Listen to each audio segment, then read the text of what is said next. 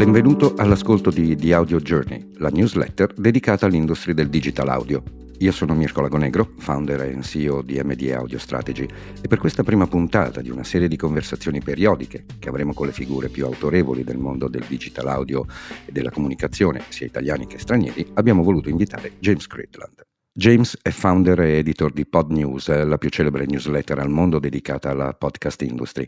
James ha iniziato nel 1989 come conduttore radiofonico, poi si è dedicato molto all'innovazione, tant'è che nel 2005 ha creato la prima app al mondo per trasmettere in streaming via mobile per Virgin Radio London. Nello stesso anno ha poi lanciato una serie quotidiana di podcast e poi è passato a BBC Radio, quindi una carriera ad altissimi livelli. Tant'è che oggi James è keynote speaker ai più importanti convegni del settore, tra cui quello che c'è stato lo scorso maggio a Milano, Give Your Brand a Voice, l'evento organizzato dal Podcast Committee di Ove. È nato nel Regno Unito, vive a Brisbane, in Australia, ed è lì che lo raggiungo. Hi James, thanks for being our first guest.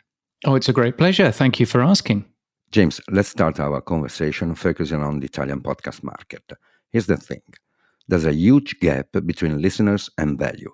The Italian audience keeps growing, let's say around 50 million listeners per month, more than 5 of which listen to podcasts daily or at least weekly. But the revenue of all digital audio supported by advertising is less than 30 million euro on a total internet media market of 4,8 billion euro, just 0.7%, and podcast contributes just for few million. And talking about branded podcast, the situation, unfortunately, is similar, just another handful of millions. There are many reasons, of course, technological, cultural, habits, and an overall laziness to try something new to get in touch with user. James, here's my first question for you. Based on your knowledge of many international markets, there were maybe other countries facing the same difficulties we have, and mostly, how do they succeed if they? How can we push brands and agencies to exit their mental walled garden? Yeah, and I think walled garden is a very good way of putting it. I think, whenever you look at different markets across the world, you can see a variety of different levels of take-up of podcast advertising, and specifically around branded podcasts. I think quite a lot of it is actually advertisers seeing other people who are doing it, seeing that it's working for them, and then jumping in and doing it for themselves. So clearly there's a bit of a chicken and egg thing here. You need enough brands to be trying branded podcasting in order for those people to actually see it working very, very well.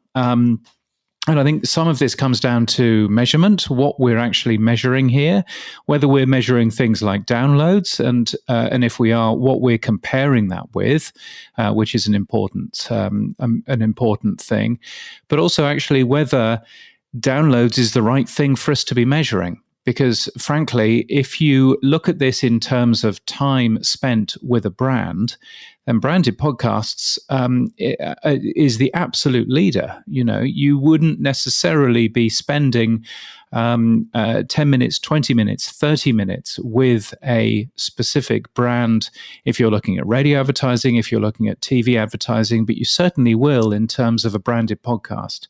So I think measuring time spent with a brand and actually looking at the total amount of time that people are spending with a branded podcast is a really good way of measuring that, and a really good way for advertising agencies to show the benefit of a branded podcast with their customers.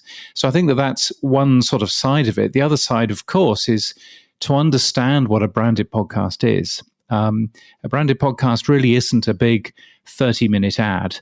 A branded podcast is more than that. A branded podcast is essentially a great podcast that people want to listen to, that just happens to be brought to that listener by a brand. And nobody really is going to sit and listen to, a 30-minute, 40-minute, 60-minute advert for a company. but they'll certainly enjoy time spent where they're being entertained, they're being engaged, they're learning something, and it happens to be brought to them by a brand that they can begin to know, begin to understand, and begin to end up trusting. So I think that's the other side of it as well. Yeah, it looks like it's more, from your opinion, a matter of quality than quantity. Yeah, I think so. I think, quality is certainly one thing. But I think just, making sure that you are measuring the right thing. If you are looking at, if you're looking at time spent with a brand, I think that's a much better way of measuring it than just, how many people have downloaded this particular show. Okay, James, we know brands, and we will talk about publishers' approach later, are betting hard on podcast internationally. But apart from a few, in Italy, many of them are still waiting, totally missing, from our opinion, other strategic goals like collect first-party data, for example, referring also for the forthcoming cookie deprecation, or empowering their relationship with their own audience, their customers, especially the young ones. James, what do you think about it? Yeah, I mean, I think certainly that the strategic goals that many brands have is to get closer to their audience, to get their audience to understand what that brand is all about, to get that audience to trust that particular brand, and there's no better way than if that brand gives them some great content that they really enjoy, and if they spend a long time with that particular brand. The reason that TV advertising has worked so well in the past is that it's a great way to entertain people as well as to get a message over. And you can, of course, do that for far longer in terms of a podcast as well. I think what's interesting when you're having a look at, the future of advertising online, when cookies go away, as they will start to do early next year, and of course there are quite a lot of people who are using ad blockers even now, then actually that is going to be quite difficult for the traditional online advertising, if you like. When you start looking at podcasting, though, it's very different. We've never had cookies in terms of podcasting. We've never had to worry about that sort of thing. It's a very trusting medium already. It's a medium where, you're not sharing all kinds of bits of personal data just to have a listen to a particular show. So I think from that point of view, there's a great benefit there in terms of where branded podcasting is going, and the benefits of advertising on a podcast. It's already a very privacy conscious medium, and I think that audiences really appreciate that. Let's talk about newspaper publishers. In Italy, we have a few of them that have already entered in the market. Many of them are still waiting, and as well as for brand, from our opinion, they are missing an opportunity. What do you see all over the world, based on your experience, from your perspective, how the old, let's say, in classic newspaper publisher are facing the opportunities or maybe the threat that podcast is offering them? Yeah, I mean, I think that there's real opportunities with, if you have a look at the New York Times, for example, they have really invested into podcasting, and a lot of what they've been doing with their journalism has been making sure that their podcasting, reflects what their journalists are doing, but also gives them a bit of a different voice, gives them a different way of talking to their audience, to their readership. And that's been very useful as well. And certainly when you have a look at whether it's the New York Times, whether it's The Guardian in the UK, or even the Australian here, in this country, you can certainly see that these organizations have begun to understand that this is a new way of reaching new audiences, and a way where you can convince them to subscribe to the paper, to make sure that they are, getting a better relationship with that newspaper and with the journalists on that particular paper.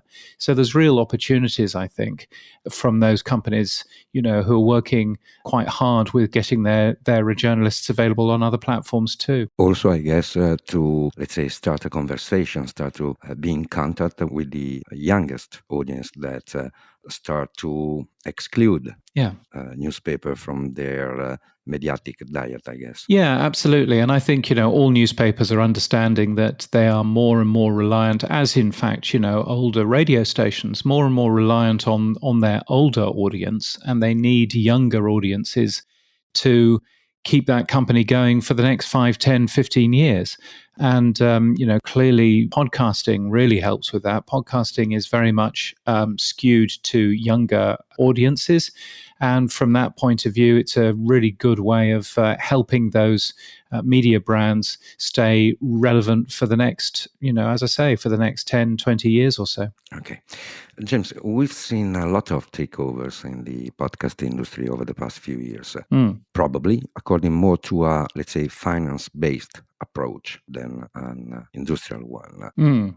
Can it work, this kind of approach, in your opinion? Because from my perspective, it looks like that of the two words, digital audio, many have see digital first, forgetting that we are talking about audio. Yeah, I mean, I think certainly there was quite a lot of focus on just growing a business in terms of scale 2 or 3 years ago, and there's been very much, focused on, okay, well, let's get numbers, let's get numbers of audiences out there, let's get numbers of podcasting up and everything else. And I think what quite a few companies didn't necessarily understand is that making great audio is, it turns out, quite difficult.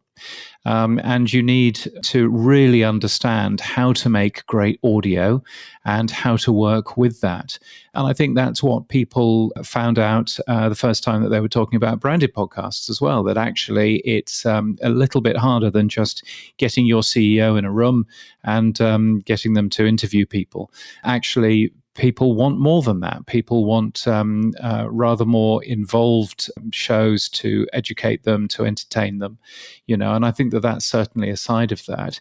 What I'm seeing now is that actually Europe is really the hotbed of consolidation currently. A lot of consolidation happening in places like France, indeed in Italy, and in other parts of Europe as well. There's some real investment going on, particularly the PodX group, which seems to be buying up all kinds of individual companies, across Europe and in Latin America as well. And I think that that's very exciting. I think the US was a couple of years earlier. And I think what's happening in the US at the moment is just that the economic uncertainty in that country is beginning to mean that we're seeing a little bit of a change in the way that they are thinking about how podcasting is going to work. But I think, Europe is still a tremendously vibrant place. I mean, I was at the podcast show in London not so long ago, and that was a incredibly exciting, vibrant place to be. And very clearly, lots of movement, lots of excitement in Europe about what podcasting can actually offer. So I think that, certainly European podcasting still has, a good amount of merger and that sort of activity going on. James, here at MD, we do believe that our business is like an iceberg, whose emerged part, clearly visible, is podcast, but the submerged 9/10 represent audio, all uses of digital audio. We think that activating audio into, for instance, schools, companies and institutions to enable them to communicate to the ears other than for the eyes is the real big opportunity. And for this reason, we are also using AI to convert in audio already existing contents. How do you envision the integration of AI technologies within the digital audio industry? What benefit or challenges do you foresee? Well, I mean, only a couple of weeks ago, I was at a big radio conference in Canada, in Toronto, and AI was the talk of the conference. There's a brand new radio station technology called Radio GPT, which has ended up doing some very interesting things in the North American market. But I prefer to think about AI as not being artificial intelligence, because I think that doesn't necessarily explain what AI is. I call it additional intelligence. It's something that you can use as a tool to help you reach new people, to help you take content that you have in one form and make that available in a different form. It allows you to do some very interesting things like personalization and all of that. So, for example, there's a podcast hosting company called Buzzsprout, and what that is doing is that's using AI to help you write better, more engaging show notes for your podcast and to work out what that podcast should be titled. It knows a lot of information about what works quite well on Google and what doesn't work quite well on Google. And that's a really good use, I think, of using AI to basically go, here's a piece of audio. What should the show notes say about it? What should the title be? What's the best way that I can actually share this particular piece of audio? And in the same way, there are other companies there which can make some really nice short videos that you can share on YouTube or on TikTok or on Instagram that end up promoting much longer form podcast output. So, there's lots of little tools that you can use to get the most out of the content that you actually have there.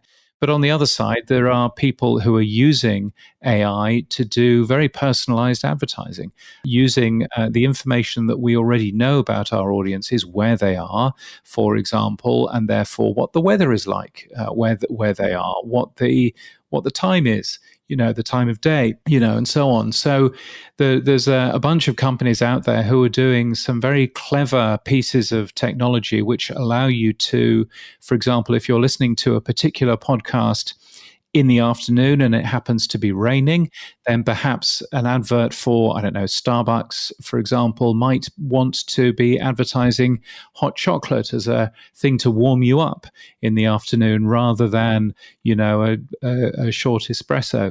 So, I think there's a bunch of different things that you can use AI for, and it's a great tool to end up getting the most out of your content. Additional intelligence, with your permission, I will use this because it's a great way to describe the fact that we are talking about a technology that can, let's say, extend the possibility of audio to connect people. I totally agree with you. I don't think that AI can substitute a man, a writer, an editor, a host. We do believe that, as you told, it's a technology that can be extremely useful to use audio also in other contexts in which today is not still used. Okay, James, last but not least, a question about our common roots, radio. What was the reaction of broadcaster towards the audio disruption? Well, I think some broadcasters have looked at the opportunities of on-demand audio very early on. The NPR in the US, the BBC in the UK were one of the first sets of broadcasters to go, okay, there seems to be this thing out there called podcasting. How can we use that too? And I think that's been very successful for them for understanding both what they can be doing with their existing content, but also how they can reach new audiences as well. So when you have a look at the ABC here in Australia, for example, they've been focusing very much on reaching audiences that they don't necessarily reach through broadcast radio. It's either very, very old, audiences or very young, audiences who are tuning in to the ABC. So when you're looking at sort of 30-year-olds, it's quite hard to reach those people. But actually, those are the prime people that are listening to, shows on a podcast. So from that point of view, you're seeing a lot of broadcasters who are doing some very clever work with producing content that works first and foremost on-demand audio, and then taking that audio and using that on other things as well. So certainly, I think some radio stations have really understood what the benefits are. Some radio stations are still trying to get away with a reheated radio show, just a radio show that they've already recorded, and they're just sticking out onto a podcast. I'm not sure that that's necessarily going to get the most out of the medium, but that's certainly another way of having a look at things. And I refer to those one because we both know that there are also radio managers that, let's say, are still a little bit reluctant to enter in this new contest, probably because they think that is an enemy, let's say, not an ally. What do you think that they are worried about the most? Well, I mean, I think that radio companies that consider on-demand audio as being the enemy, or indeed the internet as being the enemy, are I kind of sit back and think that actually, we should be focusing on how many people can hear the content that we are producing as radio companies, and how many people, and what the best way of reaching them is. I mean, at the end of the day, a radio broadcaster is someone whose job, if you're a commercial broadcaster, your job is to connect your audience with the advertisers that you have. That doesn't have to be live. That doesn't have to be on a particular platform, on AM or on FM or on DAB. It can be on many other platforms as well. And I think, on-demand audio is a really good and really interesting way of continuing to reach audiences. So I think from that point of view, I can well understand if you are, maybe if you're in your late 50s, early 60s, and you're there thinking only a couple more years until I retire, then you're probably not too worried about what the next 10 or 20 years are going to be for the medium. I'm rather more interested in what you can do with reaching audiences on all kinds of platforms, and I think that that's going to be where the future of the radio industry is certainly going to be. Perfect. James, thank you so much for joining to the audio journey. Well, grazie, and thank you so much. Il primo episodio di questa versione in podcast di Audio Journey termina qui. Nel prossimo, il mio socio Davide Panza incontrerà Andrea Lamperti, Senior Advisor dell'Osservatorio Internet Media del Politecnico di Milano e dell'Osservatorio Digital Content, ovviamente sempre del Politecnico di Milano, per parlare di digital audio ovviamente, ma dando soprattutto attenzione alle cose un pochino più nuove, quindi parleranno di interazione vocale, di smart speaker. Se non l'hai già fatto, abbonati alla nostra pagina e alla nostra newsletter cercandoci su LinkedIn. Un saluto da Mirko Lagonecco.